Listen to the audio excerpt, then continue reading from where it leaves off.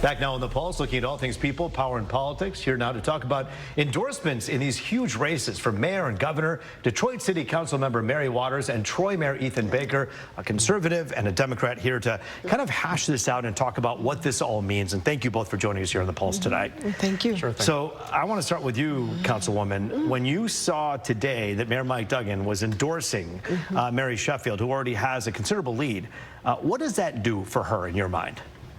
Well, certainly that gives her some advantages amongst some voters, and other voters it will work against her. So endorsements can actually work both ways for you. Unpack that for us. What do you mean? Why do you say that? Well, because you have some people. Just think about it. When you're a mayor or even a council member, there's a certain group of people who like you, and a certain group of people who do not. I mean, I've literally had people to say to me before, well, because this person is endorsing you, I'm not going to vote for you. So sometimes it works for you a little bit, and then other times it works against you. Mayor Ethan Baker, you've run for office a few times. Your thoughts on endorsements and these types of endorsements from someone like Mayor Mike Duggan, who himself is running? Yeah, it's interesting because he's running himself, right? And I think you're absolutely right. It hurts and it helps. 100% of people like me in Detroit. I know 100% of people like you in Detroit. Yeah, like literally no one is left behind. Everyone understood that. Everyone's on Team Mary and Team Ethan. That's right. But everyone. Truly, you know, endorsements often they bring additional attention, they bring additional money, they bring additional excitement and energy, which is always good for a campaign. But to me, the question is, and I guess I bring it back to you because it's your backyard, but is this a change election in Detroit? Because if it's not a change election, then having the incumbent mayor support you for your race seems like a really good thing. If people aren't happy, though, then maybe people are tired of 12 years of Mike Duggan, right? Councilwoman, you have your hand on the pulse. Are people happy? It could be, but you know, and money. Now that's exactly what it could bring. Money. He said that. He said that word. But are people, when you look at, you know, this whole narrative, and Mayor Duggan resents it when people bring it up, and I've asked about him, and he's pushed back and bristled at the fact that there's this narrative of neighborhoods versus downtown. But you would be blind not to see that there are people out there who believe that equal attention should be given to the neighborhoods. There has been attention given to the neighborhoods, but do you believe that there's a divide there? Oh, it's definitely a divide there, without question. There are some people who do not believe that we've done one single thing for them. I'll give you an example. This past Saturday, I was over in the neighborhood. They were so happy I did my annual community barbecue there. They were so happy to see us there. They said, we have been forgotten. Nobody comes to see us. Nobody cares about us. And that's what they said. So you have a number of neighborhoods who feel exactly that way. Now, what does that mean? Are they going to turn out and vote as they should? If, in fact, they feel as though they've been left behind, well, we shall see. Because if they feel that way, then they should come out and exercise that vote. There is a group in every election in every sector in this country that feels left out. And it is up to a candidate to then take advantage of that and try to figure out how to get them on board. In this case, it sounds like Pastor Kinloch is trying to position himself as the guy who's looking out for the outsider. Is that a smart move? I think it's his only move, if I'm being really honest. I mean, that's the best thing he can do, is to try to bring those people out and to get them to rally together and then build enough of a coalition here and there.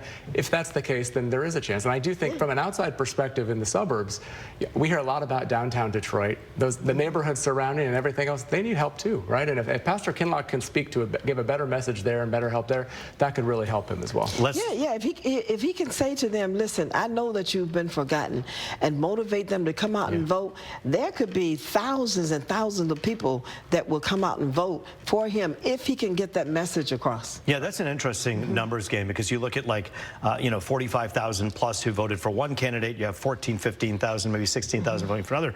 You have fewer than 100,000 people who voted in this election, with a city of close to 700,000. So activating a base that currently is dormant is important, right? Yeah, absolutely. There were a number of people in the race during the primary. Of course, there are some people who did not make it in the primary. So you have to go after those particular voters. And your messaging can also change the minds of some of the people who voted for you in the primary with the right messaging. I want to talk about messaging when it comes to the governor's race. We saw Mayor Mike Duggan inside Michigan Central, right? And what a metaphor to what he wants people to remember about him. An old, beautiful building that was left in ruins, brought back to life. All of these endorsements that he got, how much of a difference does that make for everybody at home who's watching to go vote for him because a city council person or a mayor in Sterling Heights endorsed him? What difference does it make? You know what? It's a hugely impressive list for what it is. I'm not sure that it really moves many needles because it doesn't help with the fundraising, really. He does fine with the fundraising on his own. I think it's a great, headline grabber. I think it definitely, if I could put out a list of 200 elected officials or former elected officials that support me, I would too. I think it's a great thing. I think he had a great event downtown last night. But, I don't really know that means that, okay, so Mike Taylor and Sterling Heights endorsed him. Does that mean all the Sterling Heights voters are just going to flock to Mike Duggan? Of course not. That's not the way it works. It's not that transactional, right, Councilwoman? That's right. It is not. It is not that transactional. You're absolutely right.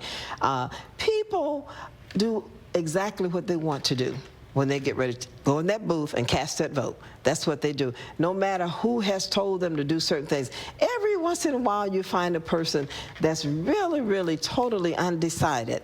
And they will stand and talk with you even when they're going in to vote, just so they can get an understanding of who they should vote for. But it's not that many. Independents. Now let's talk about Republicans. We have Nesbitt, we have Cox, we have John James, we have Anthony Hudson all running for this big spot. When you look at the Republican field out there, who offers what, and how do you think that all shakes out for a primary? I think I've said, I'm pretty consistent. Most of those people who have announced that they're running now are in the same lane. They're kind of all going in the same direction, pulling from the same groups of voters. Each brings something a little bit different, but I still think there's room for other candidates in this race, as crazy as that may sound.